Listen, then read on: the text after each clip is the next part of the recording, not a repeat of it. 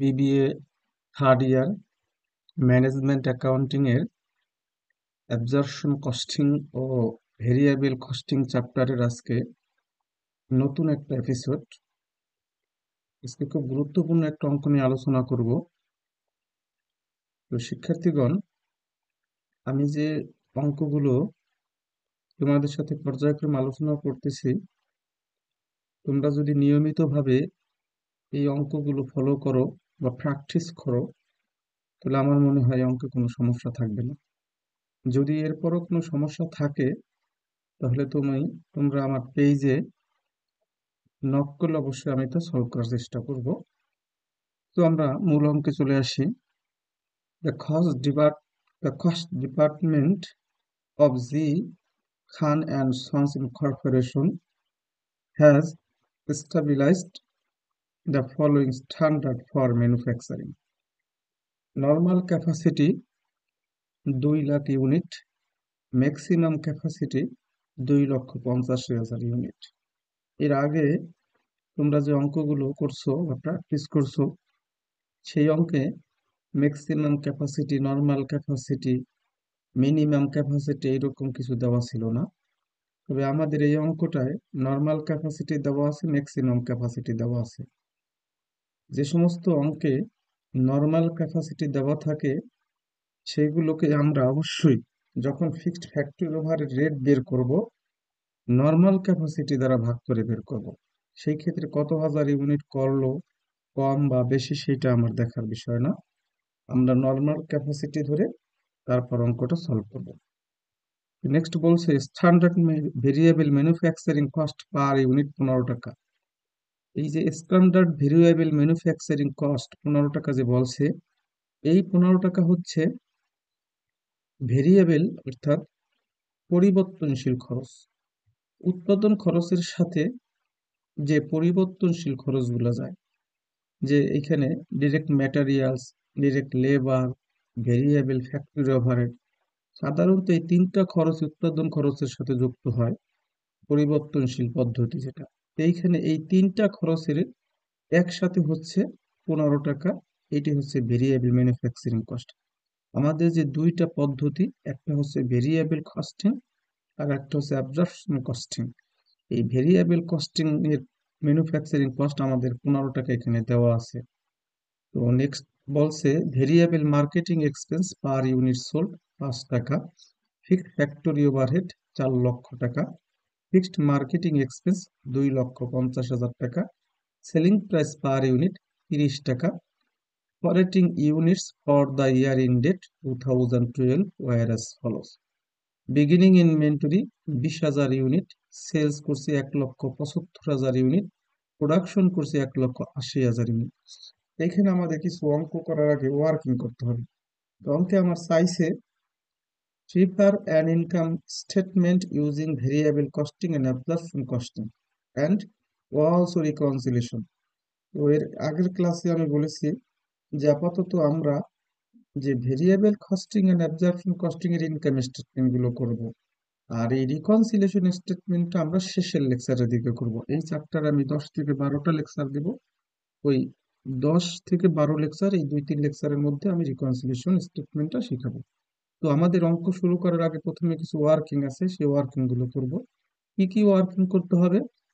তো এইখানে variable manufacturing cost দেওয়া আছে 15 টাকা, অর্থাৎ ভেরিয়েবল কস্টিং এর যে প্রোডাকশন কস্ট সেটা দেওয়া আছে, কিন্তু অ্যাবজর্পশন কস্টিং এর যে প্রোডাকশন কস্ট সেটা দেওয়া নেই। সেটা আমরা বের করব। সেটা বের করতে হলে এই 15 টাকার সাথে ফিক্সড ফ্যাক্টরি ওভারহেড এখানে আছে 4 লক্ষ টাকা। তাহলে এই 4 লক্ষ টাকার পার ইউনিট বের করব।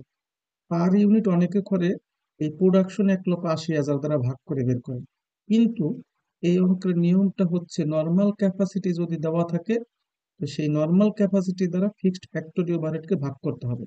নর্মাল ক্যাপাসিটি আছে 2 লক্ষ ইউনিট, এই 2 লক্ষ ইউনিট দ্বারা এই ফিক্সড ফ্যাক্টরি ওভারহেড 4 লক্ষকে ভাগ করতে হবে।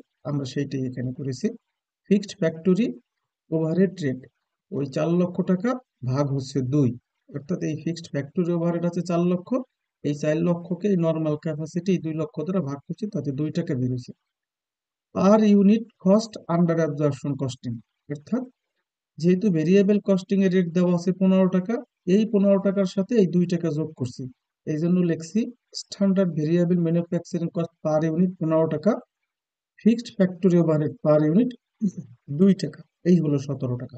এই হচ্ছে আমার প্রথম ওয়ার্কিং, 17 টাকা। 2 নাম্বার ওয়ার্কিং, এরপর আরেকটা ওয়ার্কিং করতে হবে।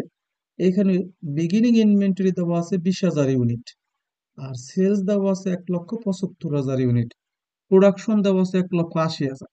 কিন্তু ক্লোজিং ইনভেন্টরি বা এন্ডিং ইনভেন্টরি যে কত আছে সেটা দেওয়া নেই, আমরা ওইটা বের করব। বিগিনিং ক্লোজিং ইনভেন্টরি আমরা কিভাবে বের করব? এই ওপেনিং ইনভেন্টরির সাথে 20,000 ইউনিটের সাথে প্রোডাকশন 1,80,000 যোগ করব, আর সেলসটা বিয়োগ করব। এই যে ending inventory unit, beginning inventory 20,000 unit, ও প্রথম বছরের শুরুতে ছিল 20,000, এরপর অ্যাড প্রোডাকশন অর্থাৎ উৎপাদন করছি 1,80,000, হইল আমার 2 লক্ষ ইউনিট। তো 2 লক্ষ ইউনিট যদি থাকে, এর থেকে আমি বিক্রি করছি 1,75,000, লেস সেলস। এইটা হচ্ছে আমার সূত্র। যখন আমরা এন্ডিং ইনভেন্টরি বের করব, তখন ওপেনিং ইনভেন্টরির সাথে প্রোডাকশন যোগ করব, সেলস বিয়োগ করব, তাহলে এন্ডিং ইনভেন্টরি বের হবে। তাহলে 25,000 ইউনিট হচ্ছে আমার এন্ডিং ইনভেন্টরি। এখন আমরা রিকোয়ার্ড চাইছি ইনকাম স্টেটমেন্ট, এটা আমরা করব। তো জি খান অ্যান্ড সন্স ইনকর্পোরেশন, প্রথমে কোম্পানির নাম, income statement using variable costing for the year ended 2012। প্রথমে লিখছি আমরা সেলস। সেলস আছে 1,75,000, যেটা আমার প্রশ্নে দেওয়া আছে। এই যে সেলস 1,75,000 ইউনিট, পার ইউনিট হচ্ছে 30 টাকা করে, সেলিং প্রাইস পার ইউনিট 30 টাকা। আমরা লিখেছি সেলস 1,75,000 ইন্টু 30 টাকা পার ইউনিট, 52,50,000 টাকা আছে সেলস টোটাল অ্যামাউন্ট। এই 52,50,000 থেকে প্রথমে বাদ দিতে হবে variable cost of goods sold. Variable cost of goods sold লিখে আমরা একটা শিরোনাম করে ওপেনিং ইনভেন্টরি, ওপেনিং ইনভেন্টরি ছিল আমার 20,000 ইউনিট, এই যে বিগিনিং ইনভেন্টরি 20,000। এই ভেরিয়েবল কস্টিং এ আমরা এই 15 টাকা পার ইউনিট ধরে আমরা অঙ্কটা করব। তো ওপেনিং ইনভেন্টরি 20,000 গুণ 15, 3 লক্ষ টাকা। এইটার সাথে আমরা যোগ করব এই কারেন্ট ইয়ারে কত হাজার ইউনিট উৎপাদন করছে সেটার খরচ হয়েছে কত। Add standard variable manufacturing cost, 1,80,000 unit উৎপাদন করছে, ইন্টু 15 টাকা, 27 লক্ষ টাকা। এই 1,80,000 ইউনিট সরাসরি আমার প্রশ্নে দেওয়া আছে প্রোডাকশন 1,80,000। তো 27 লক্ষ টাকা যোগ করলে হইলো আমার টোটাল 30 লক্ষ টাকা। এটাকে বলা হয় variable cost of goods available for sale. এখান থেকে আমার বাদ দিতে হবে closing inventory, less closing inventory 25,000 unit, যেটা আমরা ওয়ার্কিং করে বের করছি। এই যে এন্ডিং ইনভেন্টরি 25,000 ইউনিট, 3 নম্বর ওয়ার্কিং। 25,000 গুণ 15, 3,75,000। 30 লক্ষ টাকা থেকে 3,75,000 টাকা বাদ দিলে 26,75,000 টাকা।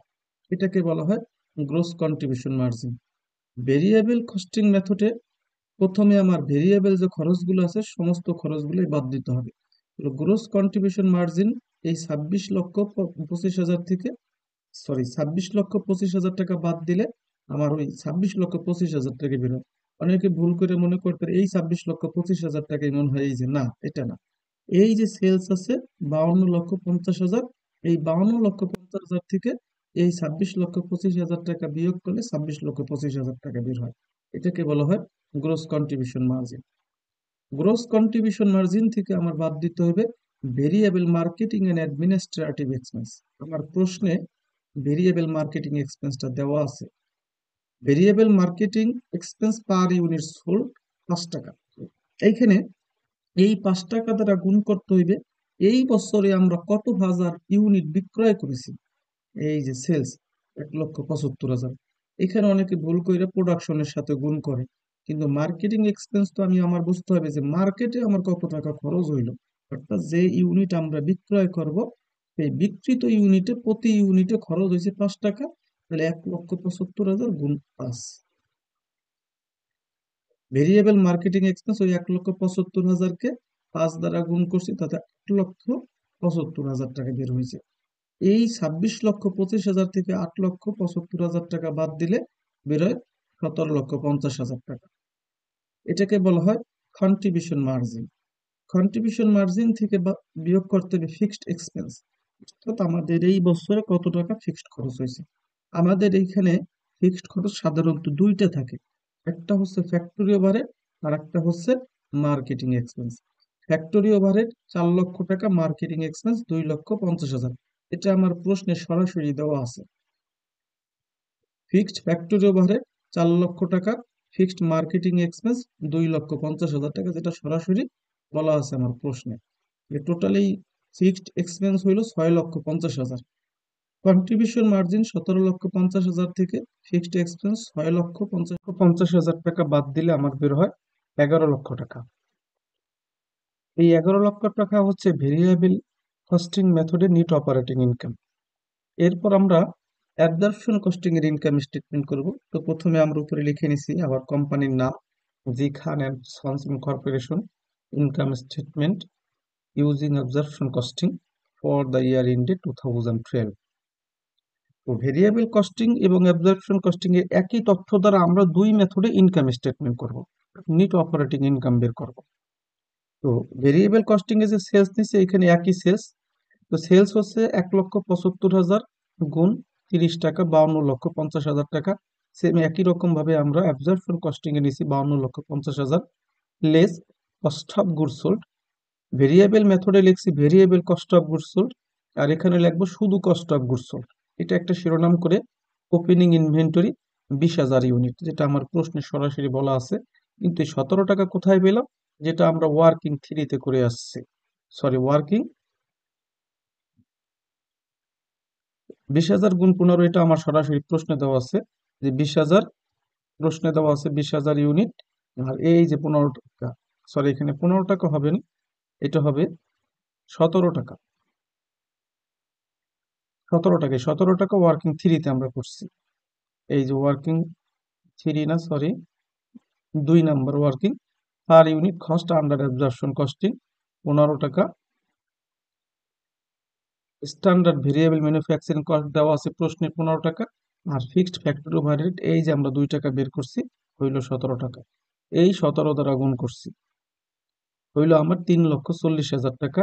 Add cost of goods manufacture, আমরা উৎপাদন করছি 1,80,000 ইউনিট। ওই ম্যানুফ্যাকচারিং কস্ট পার ইউনিট 17 টাকা দ্বারা গুণ করলে আসে আমার 30,60,000 টাকা। টোটালে হইল আমার 34 লক্ষ টাকা। এটাকে বলা হয় cost of goods variable for sale.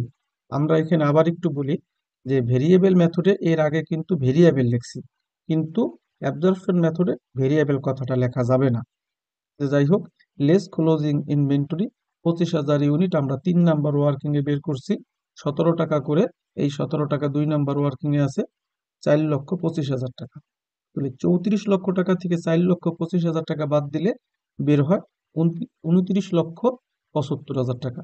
আজকে তোমরা একটা নতুন একটা এন্ট্রি পাইছো, আন্ডার অ্যাপ্লাইড। এই অ্যাবজর্পশন কস্টিং মেথডে আন্ডার অ্যাপ্লাইড বা ওভার অ্যাপ্লাইড কথাটা আসতে পারে। আন্ডার অ্যাপ্লাইড কখন হয় আর ওভার অ্যাপ্লাইড কখন হয়? আন্ডার অ্যাপ্লাইড এবং ওভার অ্যাপ্লাইডটা হচ্ছে নর্মাল ক্যাপাসিটি যখন থাকবে, নর্মাল ক্যাপাসিটির থেকে যদি আমরা কম উৎপাদন করি সেই ক্ষেত্রে হয় আন্ডার অ্যাপ্লাইড। আর নর্মাল ক্যাপাসিটির থেকে যদি আমরা বেশি উৎপাদন করি সেই ক্ষেত্রে হয় ওভার অ্যাপ্লাইড। অর্থাৎ নর্মাল ক্যাপাসিটির থেকে কম উৎপাদন করলে হয় আন্ডার অ্যাপ্লাইড, আর বেশি উৎপাদন করলে হয় ওভার অ্যাপ্লাইড। আন্ডার অ্যাপ্লাইড ও ওভার অ্যাপ্লাইডের সাথে ফিক্সড ফ্যাক্টরি ওভারহেডের সাথে সম্পর্ক। যদি আমরা এই আন্ডার অ্যাপ্লাইড বা ওভার অ্যাপ্লাইড যাই হোক না কেন, আমরা ফিক্সড ফ্যাক্টরি ওভারহেড রেট এই যে 2 টাকা, এই 2 দ্বারা গুণ করব। আমাদের এইখানে নর্মাল ক্যাপাসিটি আছে 20,000 ইউনিট আর উৎপাদন করছি 1,80,000 ইউনিট। তাহলে আমরা কম উৎপাদন করছি, 20,000 ইউনিট কম উৎপাদন করছি। 2 লক্ষ থেকে এই 1,80,000 বাদ দিলে থাকে 20,000। এই 20,000 হচ্ছে আমাদের আন্ডার অ্যাপ্লাইড। এই 20,000-এর সাথে 2 গুণ দিলে আসে 40,000 টাকা। এই 40,000 টাকা হচ্ছে আমাদের আন্ডার অ্যাপ্লাইড। আন্ডার অ্যাপ্লাইড যোগ করব, ওভার অ্যাপ্লাইড বিয়োগ করব, সেটাই আমরা করছি। এই যে under applied fixed factory overhead 40,000 টাকা, এই যে আমরা যোগ করছি। আর যদি ওভার অ্যাপ্লাইড হতো তাহলে আমরা বিয়োগ করতাম। 29,75,000-এর সাথে 40,000 টাকা যোগ করলে 30,15,000। সেলস 52,50,000 লেস 30,15,000 টাকা বাদ দিছি, বের হয়েছে গ্রোস মার্জিন 22,35,000 টাকা। এর থেকে আমরা বাদ দেব মার্কেটিং এক্সপেন্স। মার্কেটিং এক্সপেন্স সাধারণত দুইটা থাকে, একটা হচ্ছে ভেরিয়েবল আর একটা হচ্ছে ফিক্সড। তো ভেরিয়েবলটা খরচ হয় সাধারণত বিক্রয়ের উপর, আমরা কত ইউনিট বিক্রয় করছি সেই বিক্রিত ইউনিটকে পার ইউনিট দ্বারা গুণ করব।